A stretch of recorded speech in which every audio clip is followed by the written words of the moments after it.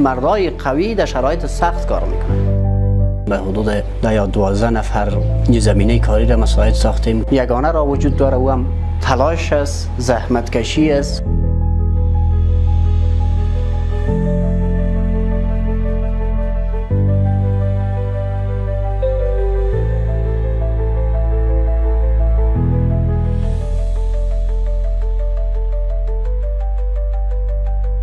منور منصوریار هستم، مؤسس مرکز عالی آموزشی زعیم، فارغ التحصیل رشته ریاضی پوهنتون کابل و فعلا هم دوره ماستریم رو به اتمام است.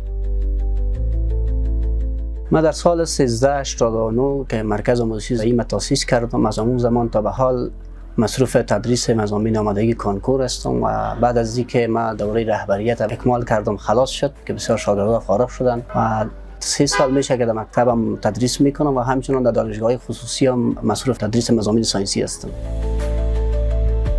ما زمانی که متعلم مکتب بودم، یک استاد داشتیم که او برای ما مضامین ساینسی را تدریس میکرد. جا داره که نامش هم ذکر کنم، استاد نورالله نوری، که اونا از پیش مردم اصلا فیس نمیگرفتن. از ما از اونجا انگیزه گرفتیم که باید ما هم قسمی تلاش کنیم تا جوانای را بتونیم به قله‌های موفقیت برسانیم.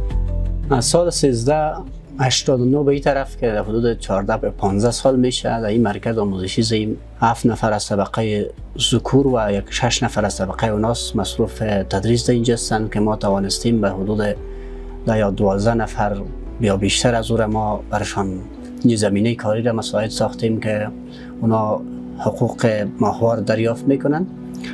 و در مرکز آموزشی زعیم در حدود 400 الی 500 شاگرد به شکل اوسط در تمام سال اینجا مصروف فراگیری مضامین آمادگی کنکور، انگلیسی، کامپیوتر و بخشای علوم دینی هستند.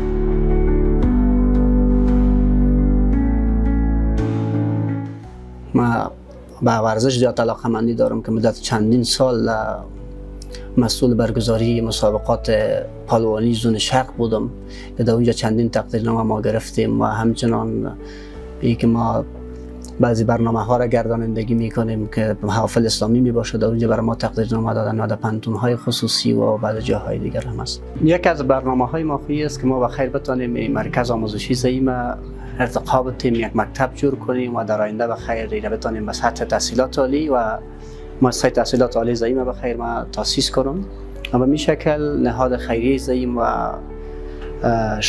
یک شفاخانه به نام زعیم داشته باشیم که بتونیم به مردم افغانستان مفید واقع شویم و به این مردم دردیده و رنجیده افغانستان خدمت کنیم.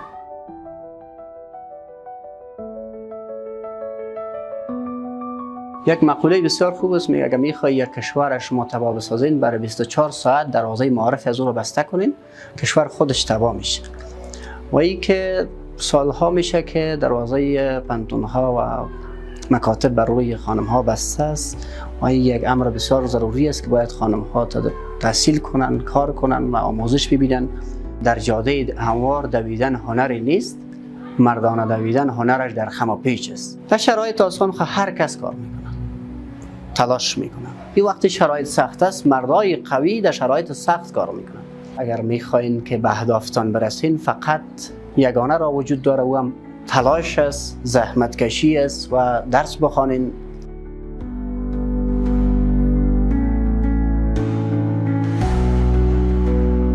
افغانستان یک کشور بسیار جاودان بود و بسیار کشوری بود که یک کشور ابرقدرت، اما متاسفانه در سالیان اخیر این کشور یک کشور جنگ زده شد. متاسفانه مردم از تحصیل باز موندن. انشالله پلان‌هایی که حکومت روی دست دارن و جوان‌ها را که ما می‌بینیم فعال هستند، تلاش میکنن، انشالله این کشور به اوج ترقی برسه. به آینده نزدیک انشالله کشور ما رشد میکنه و میتونیم به یک کشور مترقی، متمدن و کشور مرفه انشالله کشور ما تبدیل میشه.